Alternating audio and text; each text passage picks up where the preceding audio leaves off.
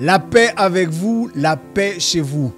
Bienvenue au culte de transformation de ce dimanche 14 avril de l'an de grâce 2024. Je suis votre hôte, le pasteur Ske. C'est mon bonheur de pouvoir vous retrouver pour une étude, pour une méditation de la parole de Dieu. C'est un privilège, c'est une grâce. Le thème du message de ce jour est « Péril en mer ».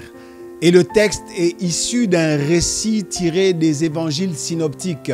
Ils sont appelés évangiles synoptiques parce qu'ils présentent une vue d'ensemble assez harmonieuse et qu'ensemble, ils ont un plan qui fixe le ministère terrestre de Yeshua HaMashiach dans le temps et dans l'espace. Le récit que nous allons lire et qui est dans le prolongement de cette fête de Pâques se trouve dans Marc, le chapitre 4 à partir du verset 35. It is about making a shift. It is about making a movement. It's literally about making a passover onto the other side. Ce que je viens de dire en anglais, c'est que ce texte parle d'un mouvement, parle d'une certaine forme de Pâques. Et oui, dans le texte, dans la traduction en anglais de ce texte que nous allons lire, il est question de Passover. Lorsque Jésus va dire « nous passons de l'autre bord », le texte dit « Passover ». Et donc, c'est une forme de Pâques. Et dans la période pascale, il y a dans les réalités spirituelles une confrontation avec des entités qui sont d'un grade un peu plus conséquent. Sans tarder, nous lisons le texte et ensuite nous développons pour savoir de quoi il s'agit. Marc 4 à partir du verset 35. Ce même jour, sur le soir, Jésus leur dit « Passons à l'autre bord ». Après avoir envoyé la foule, ils l'emmenèrent dans la barque où il se trouvait. Il y avait aussi d'autres barques avec lui. Il s'éleva un grand tourbillon et les flots se jetaient dans la barque, au point qu'elle se remplissait déjà. Et lui, il dormait à la poupe sur le coussin. Ils le réveillèrent et lui dirent « Maître, ne t'inquiètes-tu pas de ce que nous périssons ?» S'étant réveillé, il menaça le vent et dit à la mer « Silence, tais-toi !» Et le vent cessa et il y eut un grand calme. Puis il leur dit « Pourquoi avez-vous ainsi peur? Comment n'avez-vous point de foi ?» Ils furent saisis d'une grande frayeur et ils se dirent les uns aux autres « Quel est donc celui-ci à qui obéissent même le vent et la mer ?» Avant d'aller plus en profondeur, je nous invite à faire ce que nous faisons d'habitude, d'accoutumée. Nous allons prier. Abba Père, béni sois-tu en cette période pascale. Merci de nous avoir épargnés. Merci d'avoir immolé l'agneau pascal qui ôte le péché du monde. Cet agneau qui nous met à l'abri du vengeur. En cette période pascale, nous voulons aussi passer avec toi de l'autre bord, car il y a une autre étape dans la transformation, car il y a une croissance dans le ministère, car il y a un shift dans la manifestation de l'onction. Et nous voulons le faire avec toi dans notre barque. Nous ne voulons pas le faire par nos propres moyens, nous ne voulons pas le faire par notre force, car nous en sommes incapables. Nous voulons le faire avec celui qui est capable de menacer le vent et la mer, avec celui qui est capable, même en dormant et par sa seule présence, de pouvoir nous rassurer, avec celui qui est capable de susciter même notre foi dans les moments de grand tremblement. Père, nous avons besoin de toi, étant guidés par ton esprit pour cette autre étape, pour cet autre bord, qui n'est pas le bord sur lequel nous avions l'habitude d'être avec toi, mais qui est un autre bord, qui est une autre étape. Abba Père, nous te remercions pour ceux qui nous reçoivent et qui nous écoutent. Laisse que ta manifestation de grâce et de puissance en ce jour nous soit parfaitement favorable. Laisse qu'il y ait un cœur bien disposés à recevoir, qui reçoivent dans le nom puissant de Jésus-Christ. C'est ainsi que nous avons prié et nous disons Amen. Avant de creuser, essayons de poser le décor. Faisons une petite analyse de contexte. Nous avons lu ce récit qui se trouve en Marc 4 et je vous l'ai dit à l'entame de mon propos, c'est un récit qui se trouve dans les autres évangiles. Et nous bénissons Dieu de ce qu'aujourd'hui, il va nous faire entrer dans l'onction des évangélistes, ceux qui écrivent le récit historique, ceux qui manifestent par leurs écrits et par le fait qu'ils aient été témoins oculaires ou témoins auditifs de ce que Jésus a fait. Nous voulons rentrer dans cette onction pour comprendre la manifestation d'une dimension de puissance de Jésus-Christ. Car il est question ici de passer d'un bord à l'autre. Merci Père de nous faire rentrer dans cette onction afin d'annoncer la bonne nouvelle de ce que tu as fait et de ce que tu es sur le point de faire encore aujourd'hui. Ce récit, je le dis donc, est un récit qui est dans les trois évangiles. L'évangile de Marc, de Matthieu et de Luc. Ce qui, quelque part, conforte vient soutenir le fait que ce passage a dû réellement se produire. Il y a quelques nuances entre les récits, mais d'une manière générale, les récits parlent d'un même fait. Jésus est dans une phase, il commence son ministère et là, il est en train d'enseigner. Marc 4, que nous venons de lire, au verset 1er, parle de l'enseignement de Jésus-Christ. Il enseigne les foules. C'est dans cet enseignement-là, notamment, qu'il annonce que nous sommes les chrétiens, du moins ceux qui croient en Christ, sont la lumière du monde. Il y a aussi dans cette pensée, vu que Matthieu fixe ce récit dans le chapitre 8, et le chapitre 8 en Matthieu, c'est le chapitre qui vient après le passage du fameux sermon sur la montagne. Et Marc est aussi dans cette approche. Jésus est en train de conclure son enseignement sur la montagne. Luc dit à peu près la même chose. Donc Jésus est là encore dans cette onction d'enseignement. Marc dit que Jésus enseignait par des paraboles. Et avec ses disciples, il disait les choses d'une manière claire, de manière à ce qu'ils puissent comprendre. Et Jésus demandait souvent à ses disciples qu'ils mettent à sa disposition des barques au bord du lac de Galilée, afin d'éviter quelque part la pression populaire. Il y avait des foules qui se déplaçaient en grande masse et qui pressaient le Seigneur de partout. Et donc pour avoir une certaine distance, afin que sa voix aussi porte, vous savez, lorsque vous êtes sur la mer, dos au vent, le vent quelque part peut porter plus loin le son de votre voix.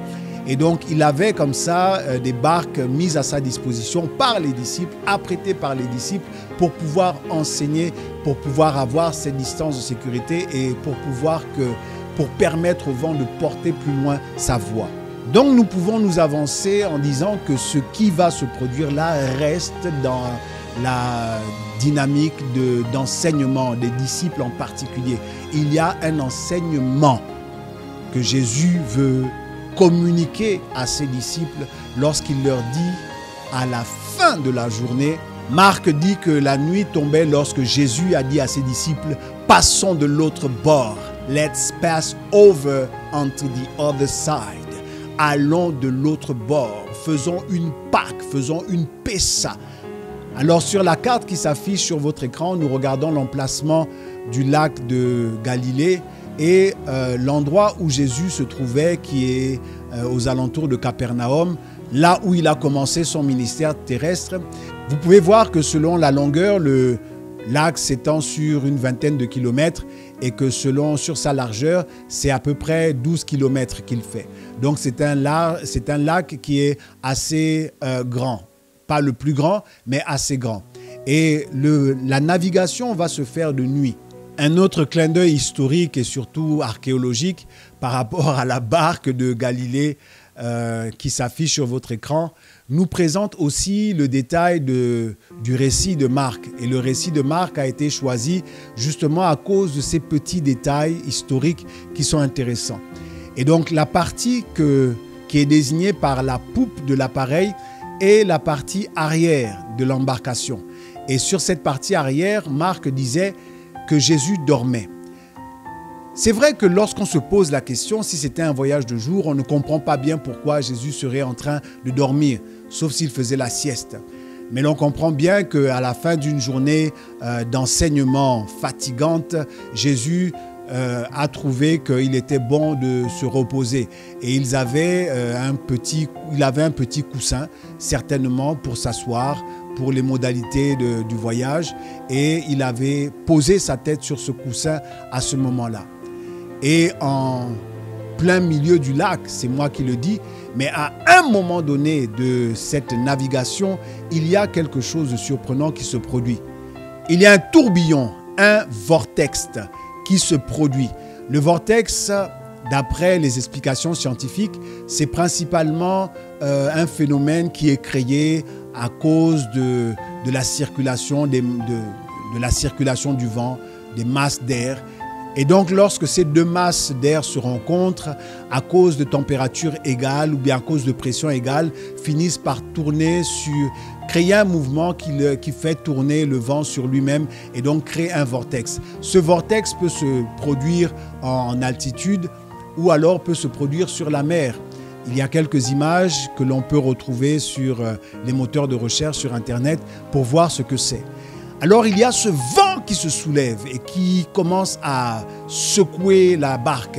Et il y a aussi, vous savez, dès que le vent se soulève en mer, il y a un effet de vague. Mais ici, le passage de Marc ne nous laisse pas penser que c'était des vagues, des hautes vagues qui rentraient dans la barque. Ça nous laisse bien comprendre que c'était véritablement par l'effet du vortex que l'eau pénétrait dans la barque. Et parce que l'eau commençait à pénétrer dans la barque, ils ont eu peur de mourir. Et ils se sont mis à crier pour réveiller le maître. Et une fois que le maître s'est réveillé, il a fait une chose spectaculaire. Il a menacé le vent et il a ordonné à la mer de se taire et de se calmer. Non, je répète ce que je viens de dire. Il a menacé le vent et il a ordonné à la mer de se taire. Wow! Si tu as écouté ce que je viens de dire, ton amen n'est pas convaincant. Il faut dire un bon amen. Je ne sais pas où tu as appris que pour lutter contre le tourbillon ou bien pour lutter contre les vents, il faut se tenir debout et menacer le vent et parler à la mer. Je ne sais pas dans quelle école, dans quelle faculté tu as appris, dans quelle faculté de droit, ni dans quelle faculté de médecine. Tu as appris que pour calmer un vortex, il suffit de s'adresser au vent et de menacer les flots. My God! Ce qu'il a fait hier, il est capable de le faire aujourd'hui, car nous allons voir dans la suite qu'il y a souvent des tourbillons qui se lèvent dans nos vies. Il y a souvent des forces très contraignantes, mais qui vont disparaître en cette période pascale parce que le Seigneur le veut ainsi.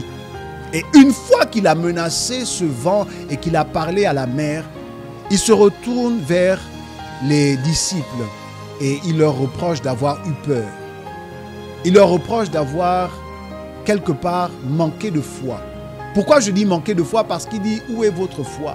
La foi avait disparu. Oh, c'est comme ça que la peur agit aussi.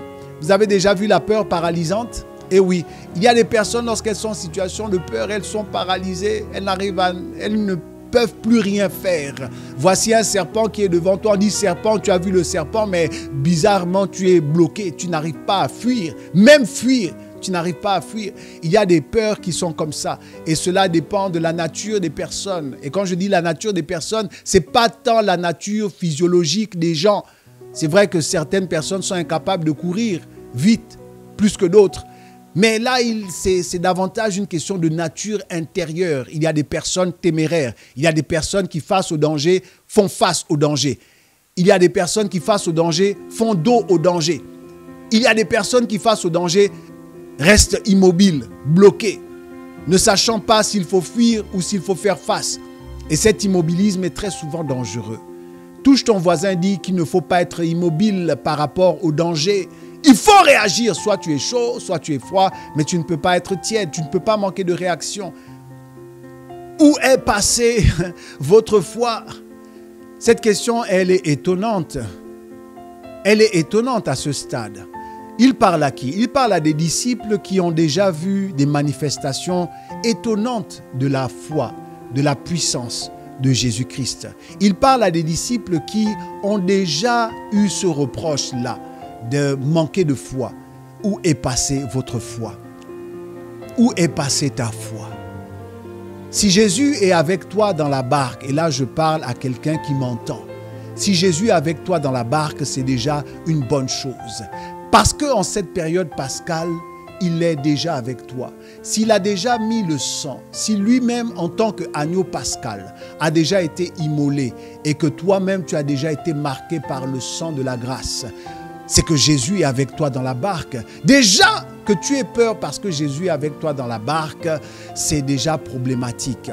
Mais si tu as déjà peur pendant que Jésus est avec toi dans la barque, que va-t-il se passer lorsque vous serez de l'autre bord? Alors sois rassuré, Jésus est avec toi dans la barque, rien ne va t'arriver et tu ne mourras pas par les flots qui montent dans la barque où Jésus se tient avec toi. Je dis que la mer ne va pas t'engloutir. Que dis-tu, pasteur? Je dis que tu ne vas pas mourir étant englouti par les eaux. Là où Jésus se trouve avec toi, cela ne se produira pas ainsi.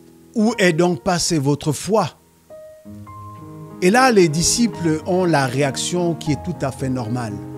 Lorsque vous êtes en face d'une telle scène, lorsque vous êtes témoin d'une telle action qui est totalement improbable, qui est du jamais vu, vous n'avez jamais été en présence ni d'un mentor, ni d'un père, ni d'un conducteur qui vous a démontré une telle capacité, une telle habilité, une telle maîtrise des éléments.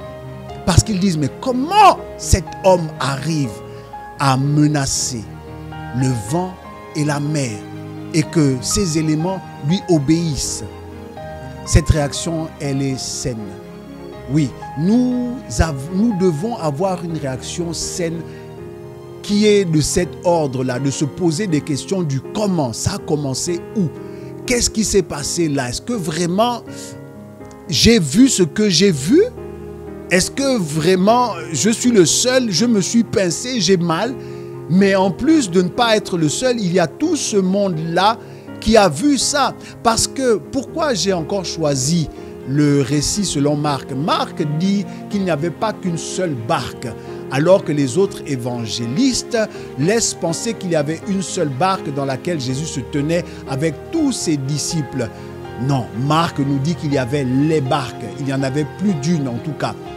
Et donc, il y avait l'embarcation principale dans laquelle Jésus se tenait et il y avait aussi les autres embarcations qui étaient à côté. Et là aussi, c'est une excellente nouvelle. Ça veut dire que, en vérité, si toi, Jésus, est dans ta barque et que tu es le seul à croire dans ta famille, mais si la tempête se lève là où toi tu te trouves avec les tiens, laisse-moi te dire que les autres barques qui n'ont pas Jésus physiquement à bord d'elles vont être aussi épargnées à cause de ce que Jésus a menacé, cette situation globale, cette crise globale. Et donc c'est une excellente nouvelle. Vous n'allez pas mourir, ni toi ni ta famille, dans le nom puissant de Jésus. Mais de quoi est-il question ici? Pour comprendre ce passage, to understand this passing over, pour être dans la pensée de ce que le maître veut faire, nous avons dit qu'il y a une préparation. You know, there is no fighter, I mean a true fighter, going into a real fight, a true fight. What I mean by a true fight is a fight with rules, with referee and a ring. There is no fighter, true fighter, going into a true fight without being prepared.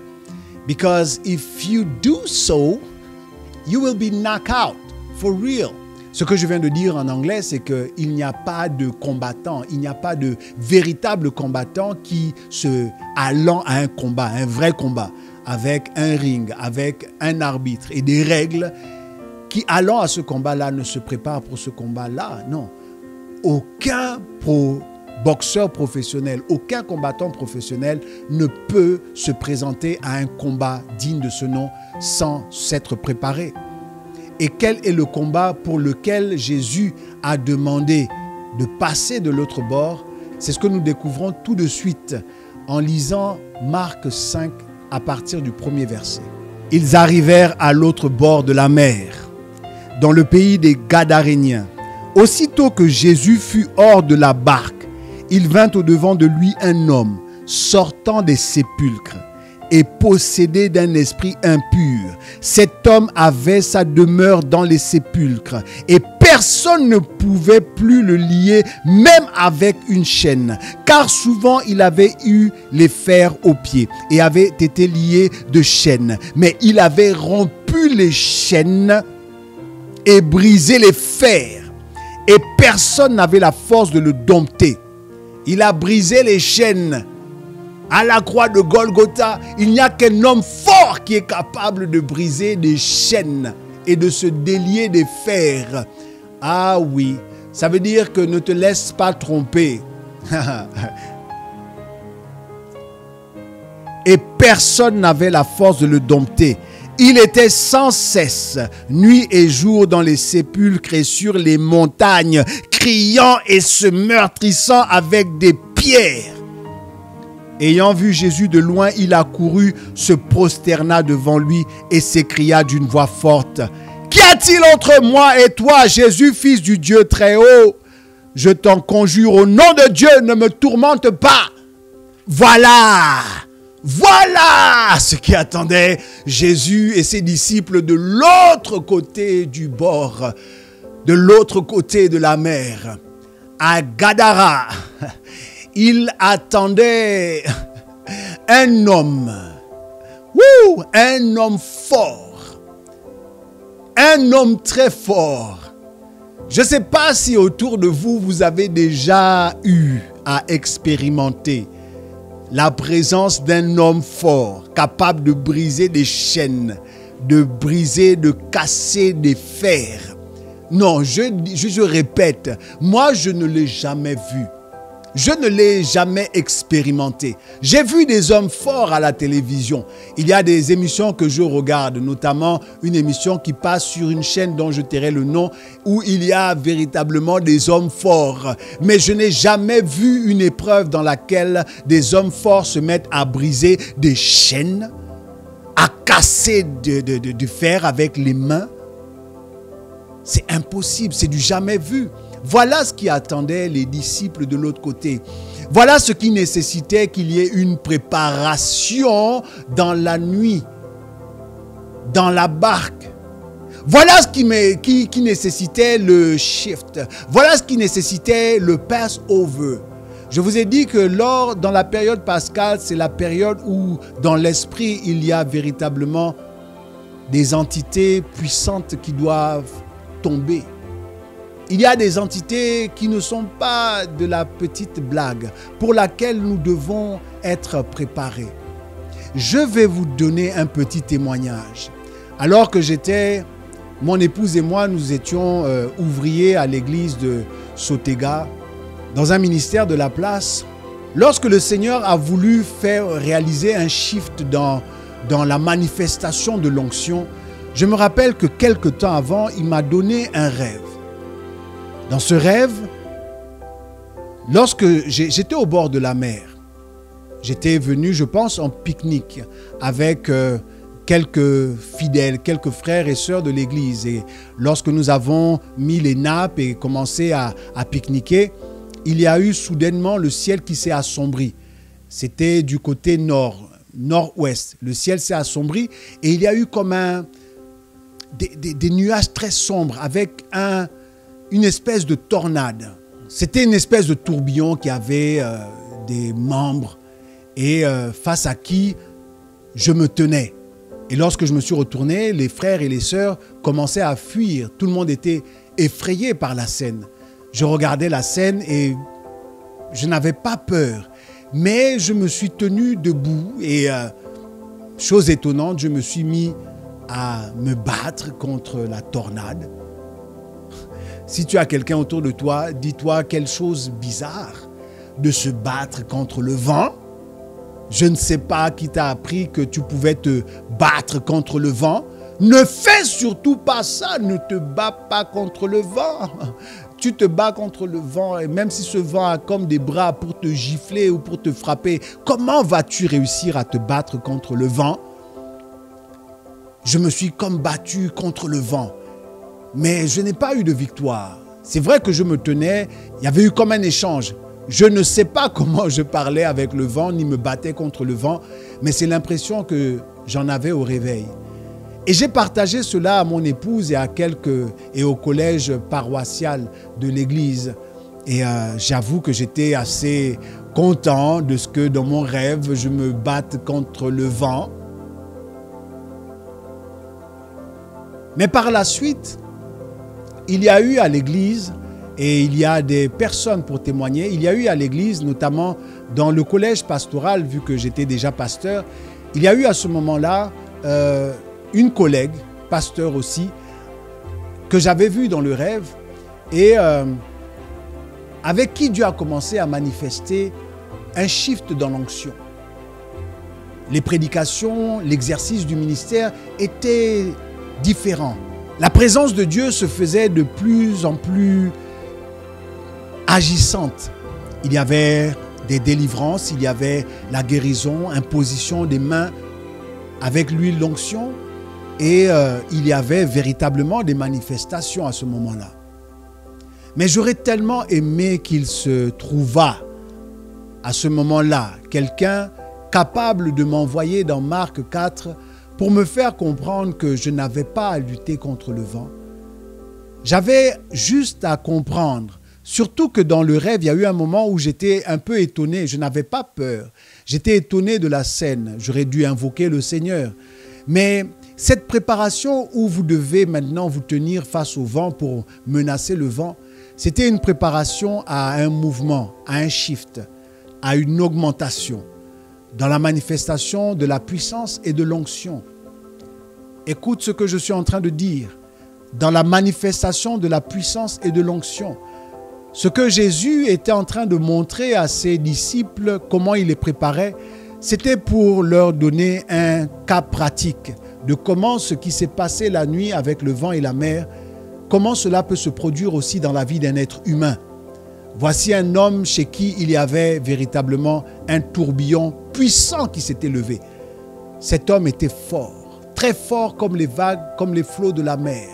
Il avait cette force que les vagues ont et il avait cette turbulence que le tourbillon a. Mais à cause du temps qui nous est imparti, nous allons arrêter là notre première partie. Et je vous assure que si vous ressentez comme une sorte de déception, ne soyez pas déçus. Disons-nous simplement que tout ce que Dieu fait est bon. Il y aura une partie 2 où nous allons creuser davantage parce que cette partie mérite d'être creusée. En cette période pascale, je vous l'ai dit, il y a une préparation. De la même manière que Israël s'est préparé à sortir, mais Israël s'est d'abord préparé à vivre une nuit qui était terrible.